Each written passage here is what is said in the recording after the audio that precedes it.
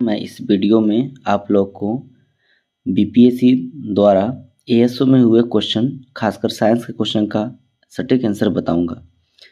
तो अप्रॉक्स 40 से 42 के आसपास क्वेश्चन पूछा गया था, जिसमें 5-6 क्वेश्चन डायरेक्ट फैक्चुअल से जो आपको याद कर लेने थे, ऐसे क्वेश्चन थे। ठीक है, देखते हैं दोस्तों। वायुमंडल में हमेशा होता है, आप जानते हैं वायुमंडल है गैसों का मिश्रण, उसे क्या कहते हैं? वायुमंडल कहते हैं। पता है, उसमें नाइट्रोजन गैस होता है, धूलकण होते हैं, वायु होते हैं। इसका मतलब इसका आंसर क्या हो जाएगा? उपरोक्त सभी। इसका आंसर क्या हो जाएगा? उपरोक्त सभी। वायुमंडल में क्या होता है? सभी कुछ होते हैं। वायुमंडल में तो वायु तो होंगे। वायु क्या है? एयर क्या है? गैसों का मिश्रण है, जिसमें नाइट्रोजन सबसे ज़्यादा 78%, ऑक्सीजन है, ठीक है, रेडॉन गैस है, आर्गन गैस है, ठीक है, धूलकण है, वाष्प है, वेपर है, ईटीसी है। ठीक है, इसलिए इसका आंसर क्या होगा? उपरोक्त सभी होगा। वायुमंडल में क्या होता है? उपरोक्त सभी होते हैं।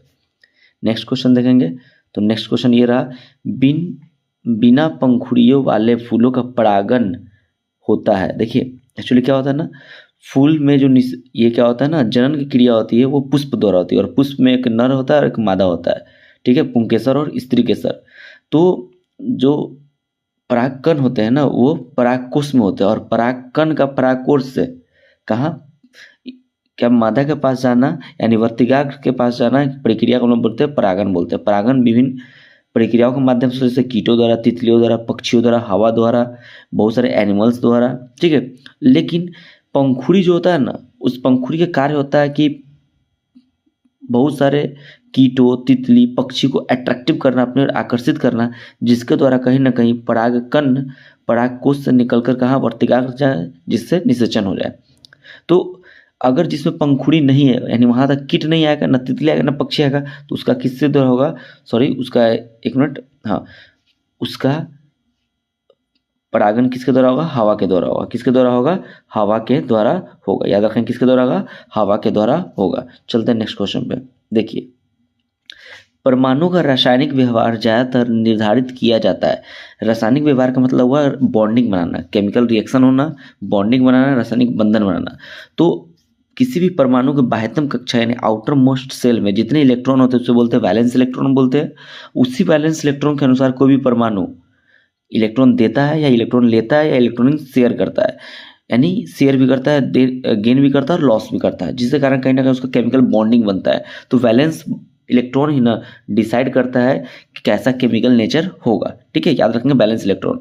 और यहीं पर हम लोग ध्यान रखेंगे ऑक्टेट रूल, 8 इलेक्ट्रॉन होगा किसी भी परमाणु के बाह्यतम कक्षा में, तो ना इलेक्ट्रॉन देगा ना इलेक्ट्रॉन लेगा, यानी वो स्टेबल होगा। ठीक है, नोबेल गैस की तरह। चलते हैं नेक्स्ट क्वेश्चन पे।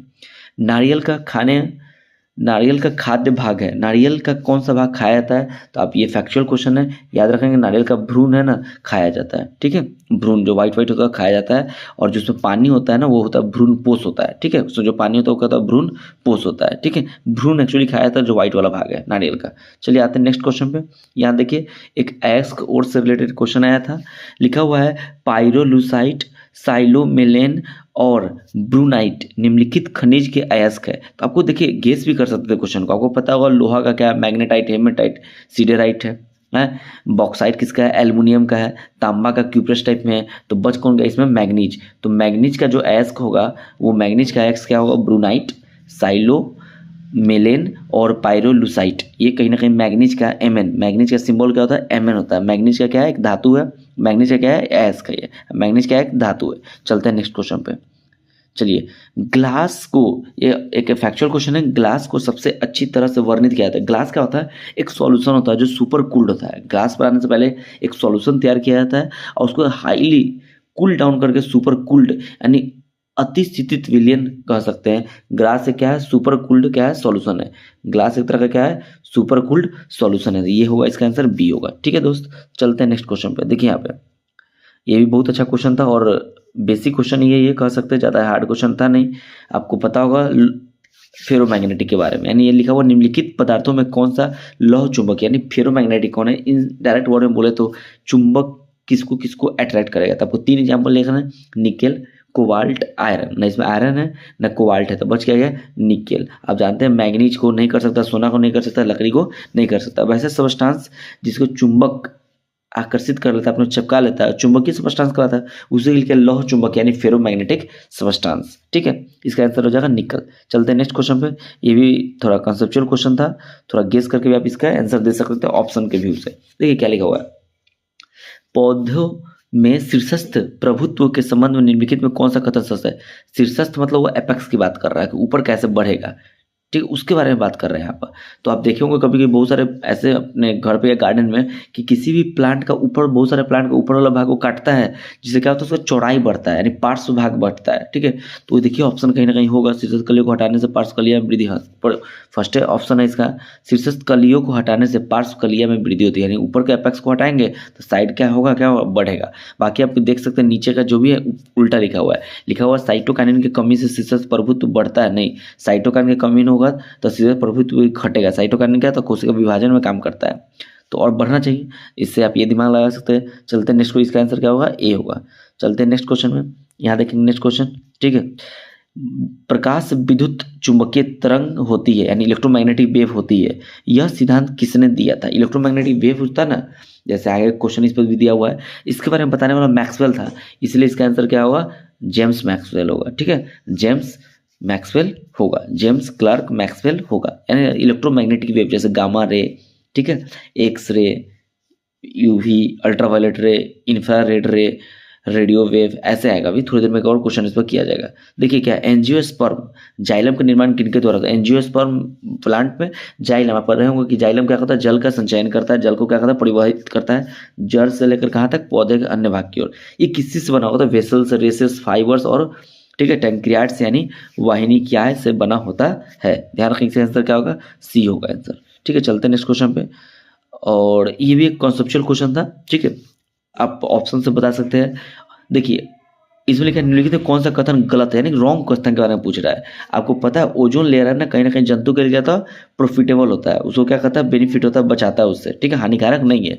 तो रॉन्ग क्वेश्चन यहीं पे यही दिख रहा है, वायुमंडल के ऊपरी भाग यानी दूसरे नंबर में स्ट्रेटोस्फीयर में ओजोन, यानी ओजोन का फॉर्मूला क्या होता है, O3, ये लेयर होता है ना, तो सूर्य से आने वाली पराबैंगनी किरण जो हानिकारक है उसे रोकने का कार्य करता है। तो जंतु के लिए तो अच्छा हुआ, बट यहाँ पे क्या बोला, हानिकारक बोल रहा है, तो कहीं ना कहीं क्या है यहाँ पे, ये रॉन्ग स्टेटमेंट दिया हुआ है। ठीक है, चलिए नेक्स्ट क्वेश्चन पे चलते हैं। एक क्वेश्चन बहुत ही न्यूमेरिकल टाइप क्वेश्चन था। क्वेश्चन क्या लिखा हुआ है, बढ़ती आवृत्ति यानी फ्रीक्वेंसी के संदर्भ में विद्युत चुंबकीय तरंग, वही बोले थे इंफ्रारेड, रेडियो, विजुअल वर्णन, चुंबकीय वर्ण क्रम का सही आरोही क्रम, आरोही मतलब बढ़ते क्रम, यानी फ्रीक्वेंसी बढ़ता रहे। ठीक है, तो आप एक चीज देखिए, सबसे पहले होता है गामा रे, हम बताते हैं, हम वेवलेंथ के हिसाब से आता है, उसको जस्ट अपोजिट होता है गामा रे। गामा रे के बाद क्या आता है, एक्सरे आता है, एक्सरे के बाद क्या आता है, अल्ट्रा वायलेट रे आता है, अल्ट्रा वायलेट रे के बाद क्या आता है, कहीं ना कहीं अल्ट्रा वायलेट के बाद आएगा विजुअल रेज, विजुअल रेज का कौन सा आता है, इंफ्रारेड, और सबसे लास्ट में कौन सा आता है, रेडियो वेव आता है। ये कहीं ना कहीं वेवलेंथ यानी आवृत्ति, सॉरी एक मिनट, वेवलेंथ, अब वेवलेंथ का बढ़ते क्रम है। ठीक है, तरंग दैर्ध्य इसको हिंदी में बोलते हैं। लेकिन ये पूछता है आवृत्ति की, तो आवृत्ति जस्ट उल्टा हो जाएगा, आवृत्ति क्या हो जाएगा, जस्ट उल्टा हो जाएगा। तो यानी आवृत्ति सबसे ज्यादा इधर का होगा, बढ़ता क्रम है तो आवृत्ति का बढ़ता क्रम सबसे छोटा आवृत्ति इधर का होगा। ठीक है, उल्टा मतलब ये रेडियो वेव, इंफ्रारेड, विजुअल। तो देखिए ऑप्शन कौन सा मैच कर रहा है, इंफ्रारेड, इंफ्रारेड के ज़्यादा अल्ट्रावायलेट रेड नहीं है, नहीं विजुअल है। ठीक है, इंफ्रारेड के बाद विजुअल है। एक मिनट, अब इसको इरेज करते हैं, अब देखते हैं इसमें। ठीक है, तो कहीं ना कहीं इसका आंसर क्या होगा, इंफ्रारेड सबसे पहले आएगा, जिसकी आवृत्ति सबसे कम है, इंफ्रारेड। ठीक है, एक रेडियो वेव भी ऑप्शन है इसमें। ठीक है, तो रेडियो वेव आएगा, रेडियो वेव से नीचे आएगा इंफ्रारेड, इंफ्रारेड से नीचे आएगा विजुअल, फिर यूवी, फिर गामा, यानी ऑप्शन नंबर क्या होगा, सी हो जाएगा। इस क्रम को याद रखेंगे। सबसे पहले आता है गामा रे आता है। ठीक है, सबसे पहले कौन सा रहता है, गामा रे आता है। गामा रे से ज़्यादा, ये वेवलेंथ को बता रहा है, बट ये फ्रीक्वेंसी का ऑर्डर पूछा हुआ है। इसका क्या होता है, एक्सरे होता है। एक्सरे का क्या होता है, अल्ट्रावायलेट रे होता है। अल्ट्रावायलेट रे के बाद कौन सा होता है, विजुअल, विजुअल के बाद कौन सा होता है, इंफ्रारेड, और इंफ्रारेड के बाद में कौन सा होता है, रेडियो। ये फ्रीक्वेंसी का बढ़ता क्रम है, तो कहीं ना कहीं ये किसका, फ्रीक्वेंसी का बढ़ता क्रम था, किसका घटता क्रम होगा, तो सॉरी एक्सक्यूज मी एक मिनट, हाँ ये वेवलेंथ का बढ़ता हुआ क्रम है, इसका मतलब ये फ्रीक्वेंसी का घटता हुआ क्रम होगा, उस बेसिस पर आंसर क्या होगा, सी होगा। चलिए एक और क्वेश्चन देते हैं, न्यूमेरिकल आ गया था यहाँ पर। एक कार ने एक यात्रा 15 घंटे में पूरी की। यात्रा की पहली आधी दूरी 20 किलोमीटर, मतलब आधा दूरी 20 किलोमीटर पर आवर के घंटा से स्पीड से, और शेष दूरी 30 किलोमीटर पर घंटा के स्पीड से देखी। तो पूछा कुल दूरी कितना है, तो मान लेते हैं कि आप कुल दूरी कितना था 2x था, तो आधा दूरी क्या होगा x, ये आधा दूरी क्या होगा x, कुल समय लगा 15 घंटा। समय निकालना पड़ेगा और समय बराबर क्या होता है दूरी बटा चाल।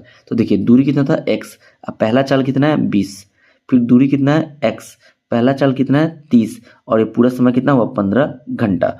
अगर आप इसको सॉल्व करेंगे तो यहाँ से x का मान निकालेंगे, x आंसर नहीं है, आंसर 2x है, तो कुल दूरी पूछा हुआ था, x का मान आएगा 180। यहाँ से सॉल्व करेंगे इस इक्वेशन को, समीकरण को सॉल्व तो कर सकते हैं। तो x का मान कितना आएगा 180, x का मान कितना आएगा 180, कितना आएगा 180। तो 2x कुल दूरी था, 18 36 360 है, आंसर क्या हो जाएगा 360 किलोमीटर कुल दूरी हो जाएगा। सिंपली क्वेश्चन था समय बराबर दूरी बटा चाल। दूरी को 2x इसलिए माने हैं क्योंकि सॉल्यूशन करना थोड़ा आसान हो जाए।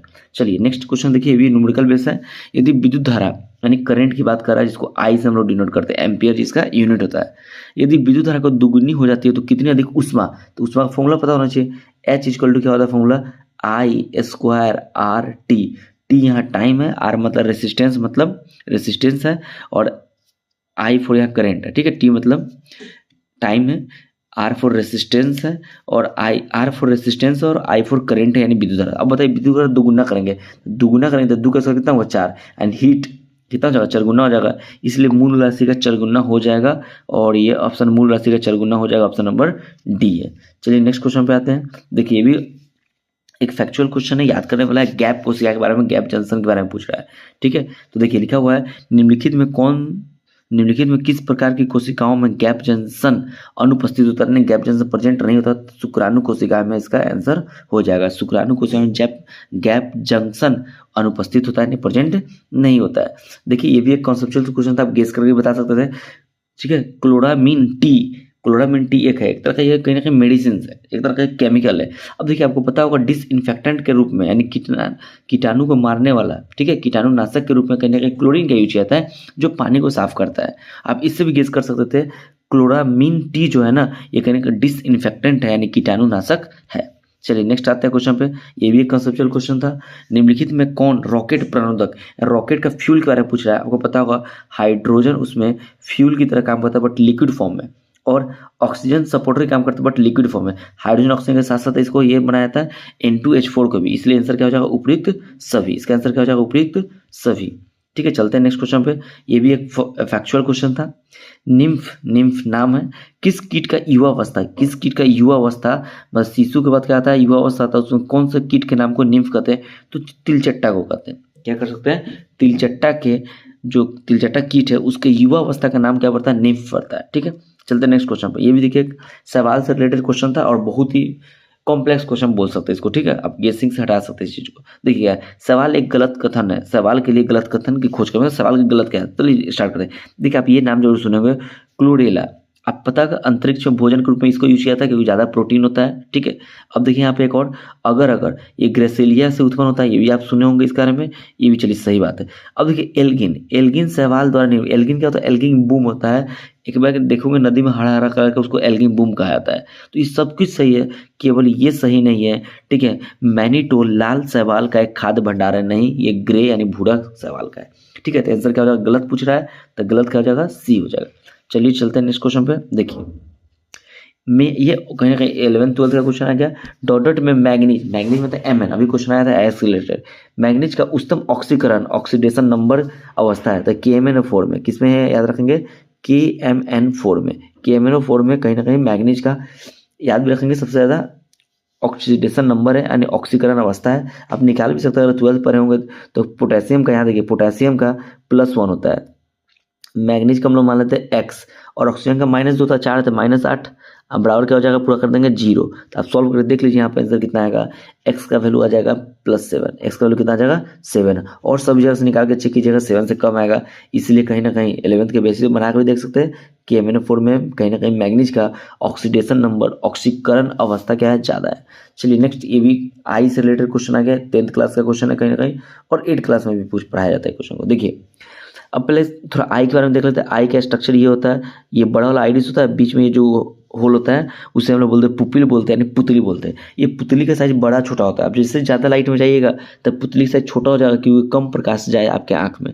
जैसे कम अंधेरा में जाइएगा, कम प्रकाश वाला जगह यानी अंधेरा में जाइएगा तो आपका पुतली की साइज यानी पुपिल की साइज बड़ा हो जाएगा, क्योंकि ज़्यादा से ज़्यादा क्या जाए, प्रकाश जाए। तो क्वेश्चन देखिए क्या है, एक व्यक्ति अंधेरे कमरे से धूप में निकलता है, यानी कम प्रकाश वाले से ज़्यादा प्रकाश वाले में जा रहा है, तो ऑटोमेटिक पुतली की साइज छोटा होगा जिससे कम प्रकाश जा सके। तो ऑप्शन देख लीजिए कौन है, पुतली का आकार समान रहेगा, नहीं, ये डी नहीं होगा, समान नहीं रहेगा, पुतली का आकार कम हो जाएगा और अधिक प्रकाश नहीं, कम होगा तो अधिक प्रकाश कैसे आएगा, ये भी गलत हो गया।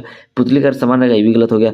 पुतली का आकार कम हो जाएगा और कम प्रकाश आँख में प्रवेश करे, क्योंकि हम लोग एक लिमिट अमाउंट में ही किसी भी चीज़ को देख पाते हैं। ज़्यादा में चले जाए, जैसे आप देखते होंगे अगर किसी बाइक का फोकस आपके आँख पर पड़ता है, आप आँख क्या करते हैं, समेटते हैं, छोटा करते हैं, कम लाइट आँख या हाथ से तोपते हैं, क्यों, कम लाइट जाए, यानी हम एक लिमिटेड अमाउंट में हम क्या कर सकते हैं, किसी ऑब्जेक्ट को देख पाते हैं।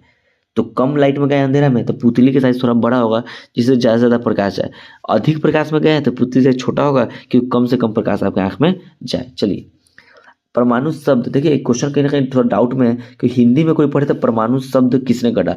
परमाणु मतलब परम जोर अन्नु, ये इंडियंस द्वारा दिया गया हिंदी नाम है। परम जोर अन्नु शब्द किसने गढ़ा, ये कनाद ऋषि ने दिया था। लेकिन इंग्लिश देखेंगे तो इंग्लिश था तो एटम वर्ड दिया हुआ है कि एटम शब्द किसने दिया, तो इसी बेसिस पर देखेंगे डेमोक्रिटस होगा, क्योंकि परमाणु शब्द देने वाला परम प्लस अन्नु, परम मतलब बहुत छोटा, अन्नु मतलब कण, सबसे छोटा कण को हम लोग परमाणु कहते हैं, कनाद ऋषि मुनि ने दिया था जो इंडियंस है।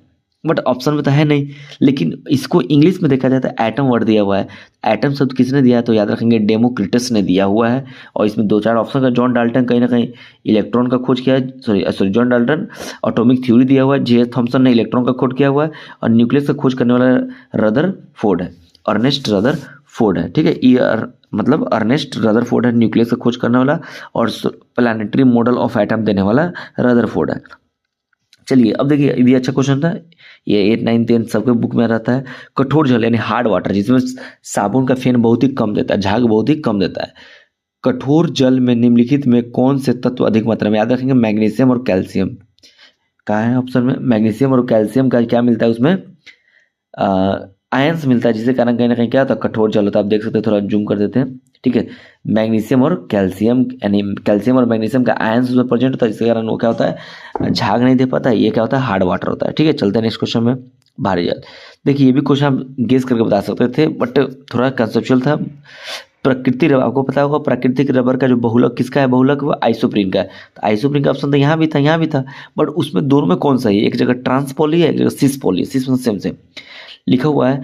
प्राकृतिक रबर, जो रबर के पेड़, नाम पेड़ का दिया हुआ है, हेविया ब्रालिसिस से प्राप्त होता है, वह निम्नलिखित में किससे बना होता है, याद रखेंगे सिस पॉली, यानी आइसोमर से तो बना होता है, बट क्वेश्चन थोड़ा टफ कर दिया हुआ है एडवांस लेवल पे, सिस पॉली से बना होता है, ट्रांस नहीं, सिस पॉली से बना होता है। चलिए नेक्स्ट क्वेश्चन पे देखिए, ये क्वेश्चन आप सुने होंगे, बहुत अच्छा क्वेश्चन है।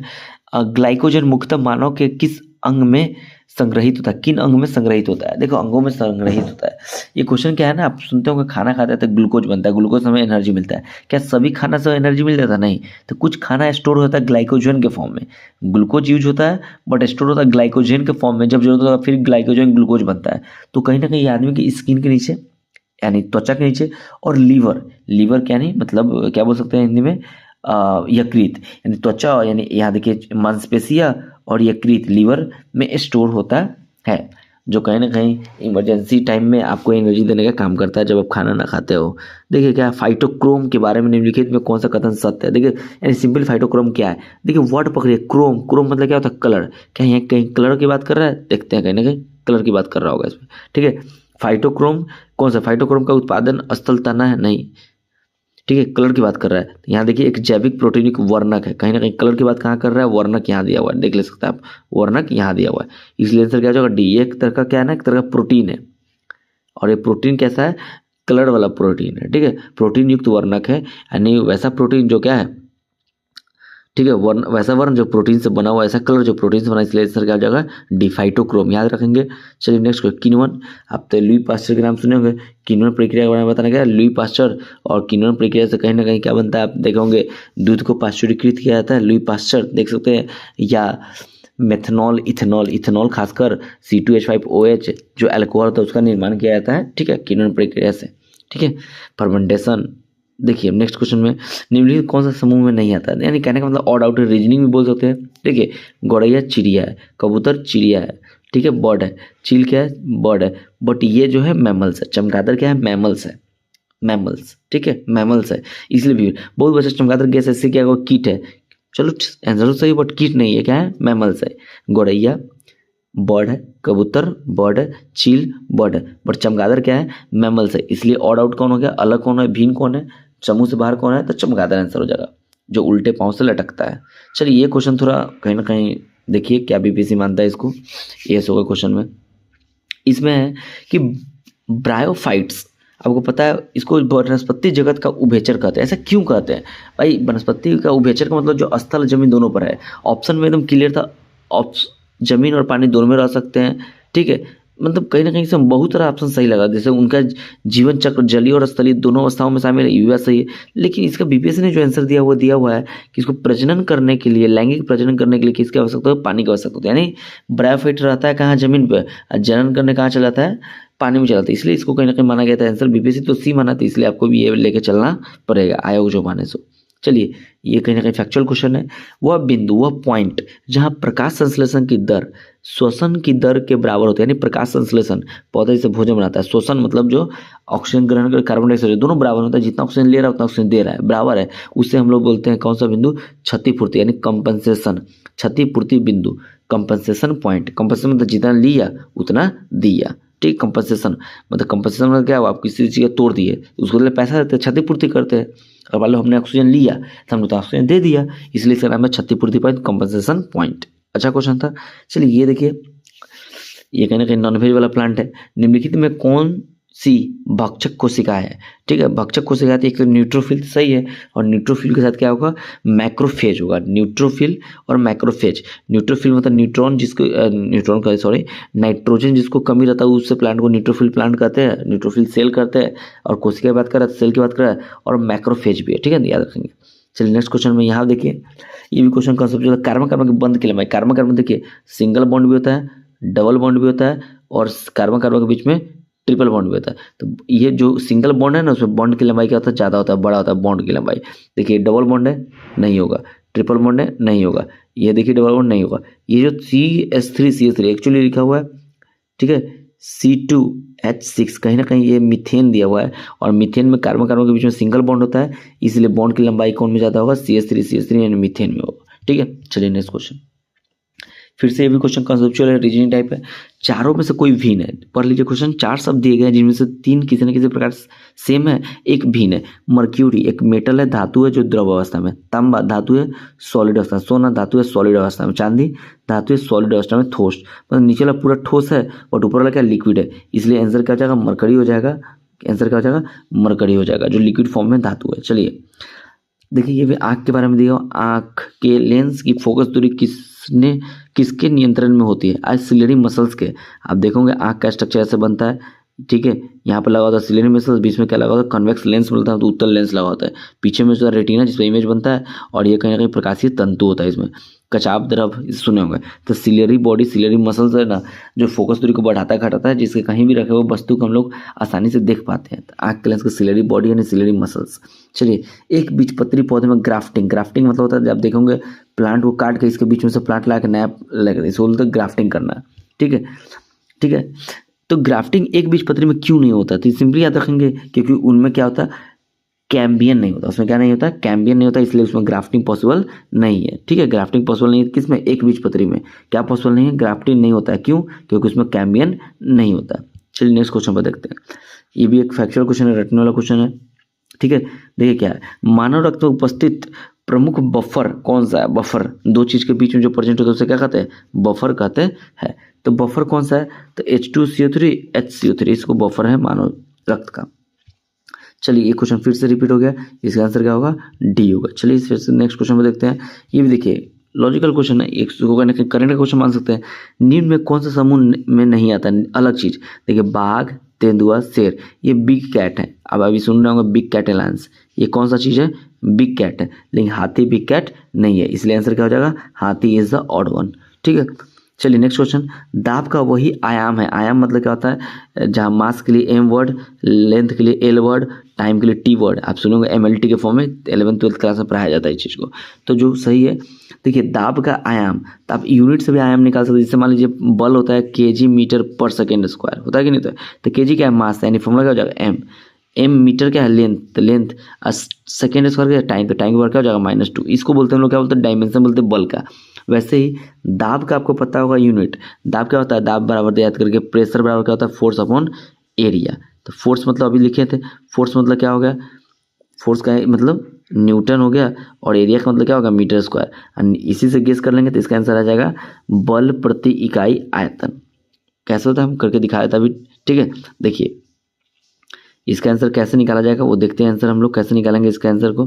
फिर से यहाँ देखिए, चलिए देखिए, जैसे अभी फोर्स अपॉन एरिया, अब बल प्रति इकाई आयतन, बल मतलब क्या होगा, फोर्स, अब प्रति इकाई आयतन, प्रति इकाई आयतन का मतलब क्या हुआ, वॉल्यूम का क्यू होगा, ठीक है। नहीं ये आंसर नहीं होगा, तब इसका मतलब ऊर्जा प्रति इकाई आयतन। देखिए क्या होता है, इसका आंसर ये नहीं होगा, ये मैच नहीं कर रहा है, क्योंकि देखिए ये दाब की बात कर रहा था, दाब मतलब क्या होगा, फोर्स अपॉन एरिया होगा, जहाँ फोर्स अपॉन एरिया बचे। अब देखिए ऊर्जा प्रति इकाई, ऊर्जा मतलब वर्क, वर्क मतलब क्या होता है, फोर्स इंटू डिस्प्लेसमेंट। अब वॉल्यूम का मतलब वॉल्यूम का क्यू, अब वॉल्यूम मतलब क्या होता है, एल गुने बी गुने एच, ए को डायमेंशन करके आता है, एल इंटू बी क्या होता है, एरिया, तो फोर्स अपॉन क्या होगा, एरिया। ऐसे गेस कर सकते थे, बना सकते थे, अगर थोड़ा भी अगर डायमेंशन यूनिट से रिलेटेड कॉन्सेप्ट या फॉर्मूला पता है तो ऊर्जा प्रति इकाई आयतन इसका आंसर होगा। चलिए नेक्स्ट देखिए इसका आंसर, ठीक है। मोनू शहर ए बी से साइकिल से 18 किलोमीटर प्रति घंटा। देखिए यहाँ पर पूछा औसत, एवरेज गति क्या होता है, औसत मतलब टोटल तय की गई दूरी बटा टोटल लिया गया समय होता है, ठीक है, ध्यान रखिएगा। कुल तय गई दूरी बता कुल लिया गया समय।